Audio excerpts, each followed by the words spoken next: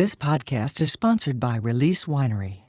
Every wine tells a story. Each growing season, it's our goal to create an artisan Napa Valley wine of exceptional quality. Join us as the story of this ultra-limited wine continues. Learn more at releasewinery.com.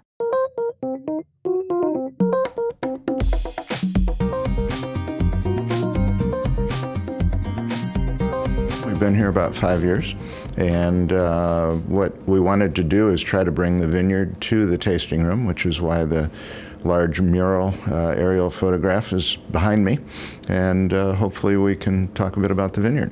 It is 700 feet of elevation down a windy gravel road.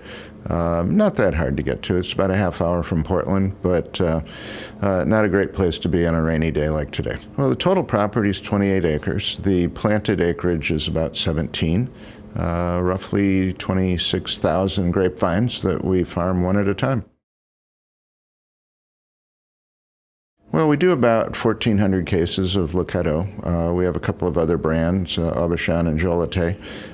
We do another 3,000 cases or so of those, so in total 4,000, 4,500. Within the Le Cadeau Vineyard, the estate wines, we do Pinot Noir and Chardonnay.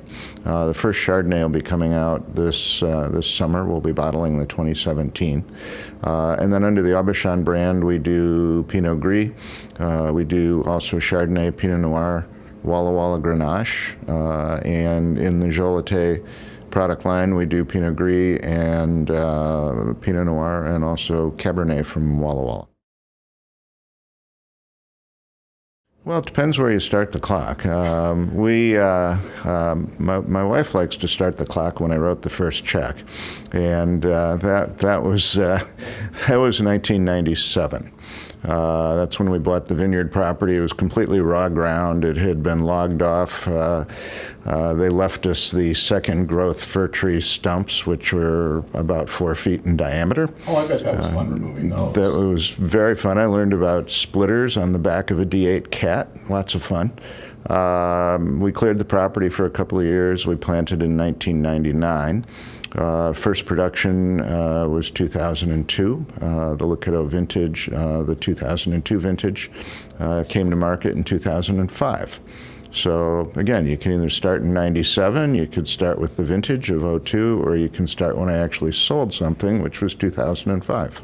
It's pretty much an 8-year open wallet experience. You just kind of take out your billfold and you say, hey, take what you want. And hopefully there's enough in there to pay for the bulldozer, pay for the grapevines, pay for the trellis, pay for the winemaking, and then buy all the packaging. It is not a business that anybody gets to quickly. That's a really good question. I love wine, and I fell in love with Oregon, and the two came together. We decided to find a beautiful property, which we did. When I began thinking about how do you landscape 28 acres, the only thing I could come up with was the idea that a vineyard would do a pretty good job of that. So we began planting. Fortunately, the vineyard's all broken volcanic basalt, and our first fruit was incredibly good. And we made some beautiful wine, and it was very well received, and so we kept planting, and here we are. It's at 730 feet of elevation. It's a south slope with an east-west roll that looks 50 miles down the Willamette Valley. At night, the stars come out, and Salem lights up, and all the lights in the valley light up. It's truly a beautiful place. Well, the thing about wine is that it's incredibly transactional, and not every customer is the same, and not every customer is equally passionate about wine, and frankly, not every customer is able to afford wine like other customers. And so the combination of knowledge, enthusiasm, economic capability means that you can spend a lot of time and maybe sell one bottle of wine or maybe not sell any bottles of wine. On the other hand, we do run into people that get incredibly enthusiastic, and they're like, "Hey, load the trunk," and those are good days. Wow, that's a tough question.